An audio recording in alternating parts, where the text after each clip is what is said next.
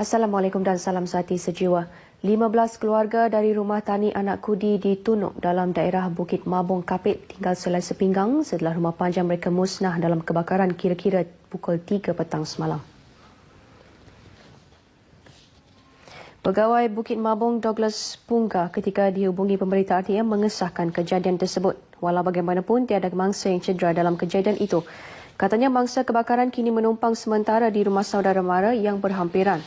Menurut Douglas, faktor jarak yang jauh iaitu 4 jam perjalanan menggunakan jalan darat dari Kapit menyukarkan bantuan disalurkan segera. Ahli Parlimen Hulu Rejang, Dr. Wilson Uga Kumbong bersama Jabatan Kebajikan dan Jabatan Bomba dan Penyelamat Kapit serta beberapa GC lain dari Kapit akan melawat mangsa kebakaran hari ini. Orang ramai disaran supaya tidak menggunakan media sosial untuk kepentingan sendiri dan menabur fitnah atau menyentuh isu-isu sensitif yang boleh mengganggu ketenteraman awam. Menurut Pesuruhjaya Polis Sarawak Datuk Mazlan Mansor, pihaknya akan terus memantau penggunaan media sosial dari semasa ke semasa dan akan menyiasat serta mengambil tindakan terhadap penggunaan media sosial yang berunsur hasutan. Tambahnya, sejak pemerigian Ketua Menteri Kelima Allahyarham Datuk Patinggi Tan Sri Adanan Satem, pihak polis telah menerima 43 laporan berkaitan kesalahan itu dengan 6 tangkapan telah dibuat. Beliau berharap agar netizen akan bersikap lebih bertanggungjawab dalam penggunaan media sosial dan tidak menyebarkan maklumat yang tidak sahih.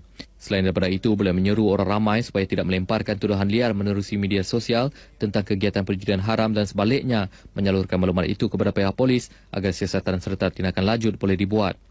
Datuk Mazlan turut memberitahu pada tahun 2016, pihaknya telah berjaya membuat 770 serbuan berkaitan perjudian haram melibatkan 1,822 tangkapan, 1,136 mesin komputer dan wang berjumlah RM458,155 telah dirampas.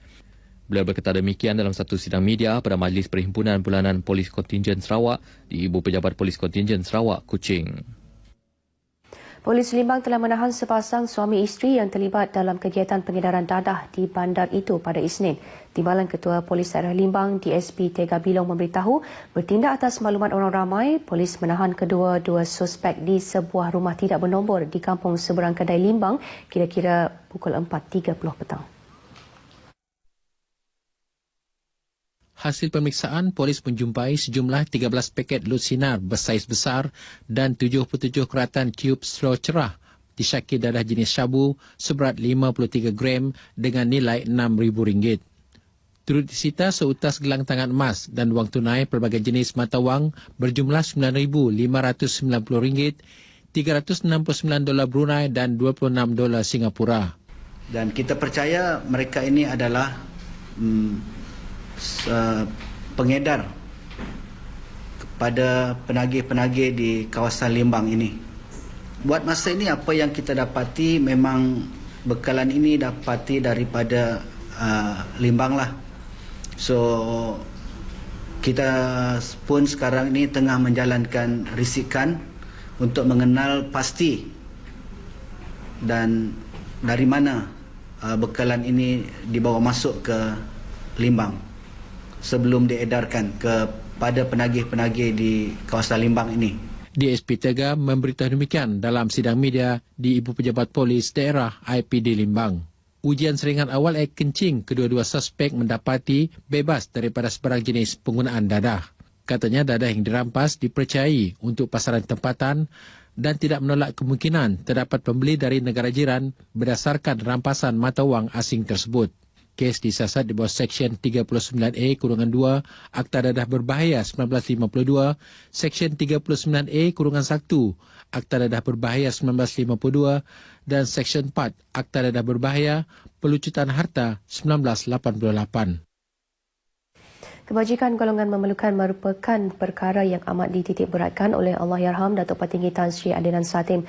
Menteri Kebajikan Wanita dan Kesejahteraan Komuniti Datuk Fatimah Abdullah berkata, ini terbukti menerusi pelbagai penambahbaikan bantuan kebajikan yang diluluskan oleh Allahyarham semasa menjadi Ketua Menteri. Antara bantuan yang ditekankan ialah bantuan bencana banjir, kebakaran, ribut dan tanah runtuh.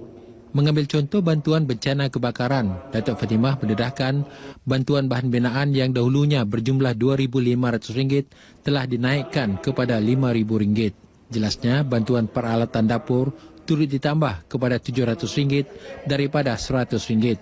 Datuk Fatimah menyatakan demikian dalam Majlis Sejambak Kasih bersempena sambutan Tahun Baru Cina di Dewan Masyarakat Serian. Seramai 150 orang menerima angpau dan hamper dalam majlis tersebut.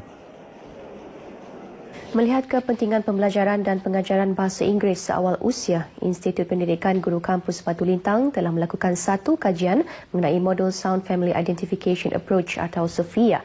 Kajian modul SOFIA ini memberi tumpuan kepada kanak-kanak di peringkat prasekolah. Menteri Kebajikan Wanita dan Kesejahteraan Komuniti Datuk Fatimah Abdullah berkata, kajian menunjukkan bahawa kebolehan anak-anak yang belajar bahasa Inggeris pada peringkat awal adalah lebih baik. So SOFIA actually provides that foundation for our teachers and our children to understand the English language, how it should be pronounced, how we should speak the language.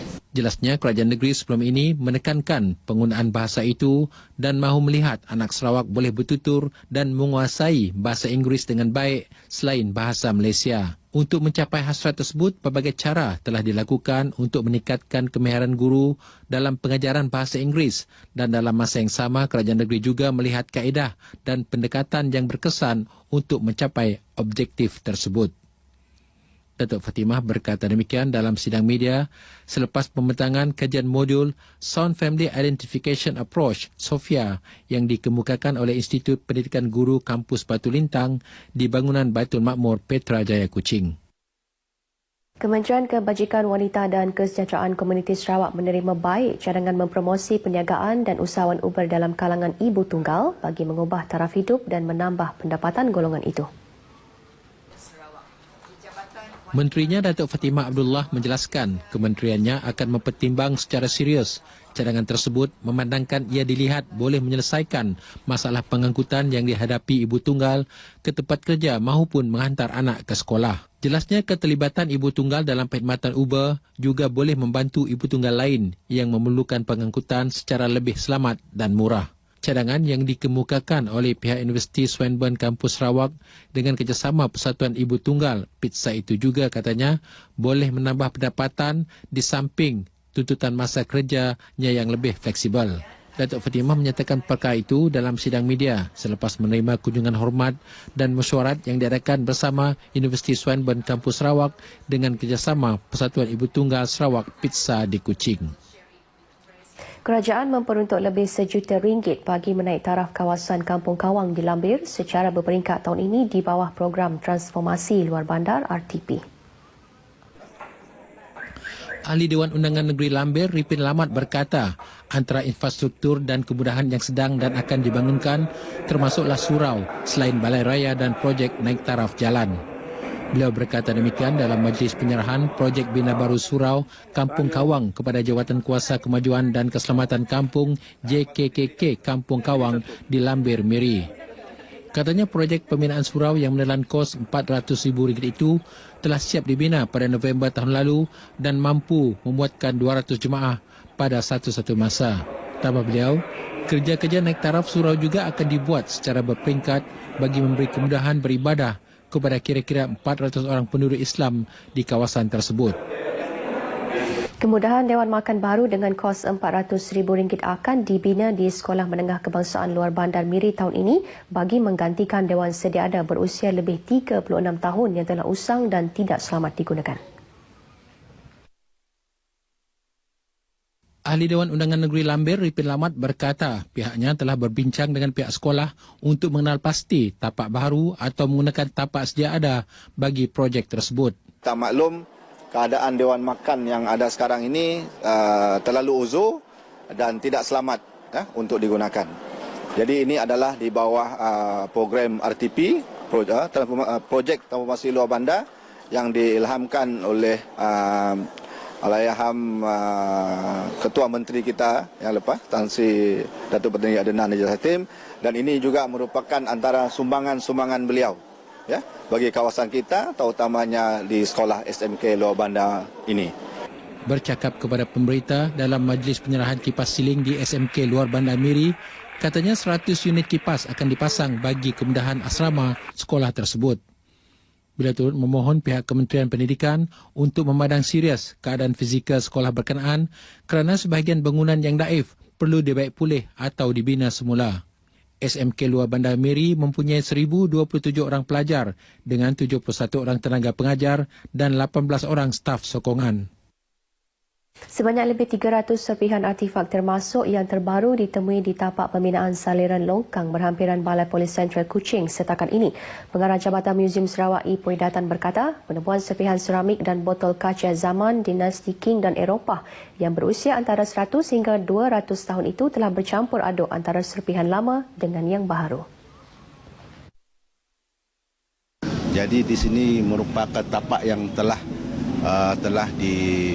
dikerjakan, ianya telah digali dan ditimbuk semula. Jadi bermakna tapak ini tidak begitu merupakan satu tapak yang sedia kala yang tak terganggu. Jelasnya kawasan penemuan artifak tersebut pernah wujudnya perkampungan orang zaman dahulu dan juga terdapat sebuah sungai kecil yang pernah digunakan sebagai laluan pengangkutan. Ipoh memberitahu demikian ketika ditemui pemberita semasa aktiviti menggali di tapak pembinaan saliran longkang berhampiran Balai Polis Kuching Sentral di Kuching. Dalam pada itu, katanya, sesiapa yang menjumpai sebarang artifak, terutama para kontraktor yang menjalankan projek ekskavasi, diminta untuk menghubungi pihak muzium. Tambahnya, semua penemuan barangan artifak bersejarah yang dijumpai di dalam tanah adalah milik kerajaan negeri seperti yang termaktub dalam Ordinan Warisan Budaya Sarawak 1993. Sementara itu, pihak muzium akan terus memantau kerja-kerja pembinaan saliran longkang tersebut dan sebarang penemuan artifak akan dikumpul untuk dianalisis. Seterusnya, kita beralih ke segmen agenda hari ini.